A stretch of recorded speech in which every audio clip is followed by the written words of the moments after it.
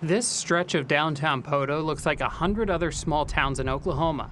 So does the rail crossing.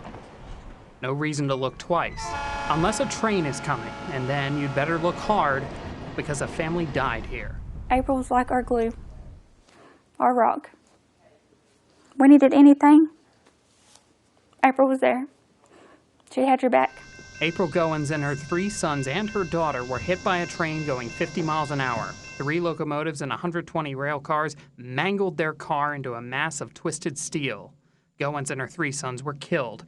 Only 8-year-old daughter Jacqueline survived, another brush with death for a little girl who had already survived kidney failure. There's big plans for Jacqueline, we believe. She just overcomes so much in her little life, you know. So much heartbreak.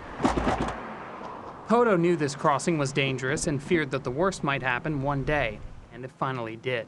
It was really a tragedy. There was a lot of, the community is really small, so people got together and tried to, care for the family that was left over.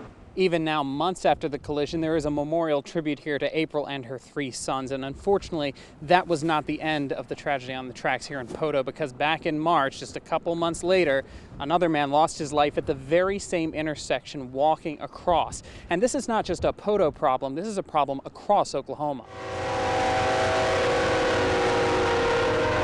People are just not aware that they're crossing over a highway system when they come to a railroad crossing. Sherry Solis is with Operation Lifesaver. Last year alone, she says 8 people died and 11 more got hurt after encounters with trains they never saw coming. They're either not paying attention or in the back of their mind they think that they're going to be stopped with gates and lights. Here's the surprise. Solis says most rail crossings don't have gates. Another person we met in Poto, Beverly Daly, discovered that firsthand at another Oklahoma crossing.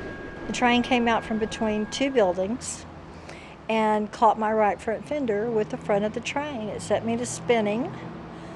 I was very lucky. It totaled my car, but at least I walked away. What happened to April Goins and her sons prompted the city of Poto to say never again. They raised the money to install guard arms, the kind that might have saved the young family. But at a price tag of $350,000, many places just can't afford the fix. It's become a real problem, and it'd be really nice if those were set up, because as of right now, there's not a whole lot to stop people from just barreling through it. Sherry Solis says the message for Oklahoma is clear.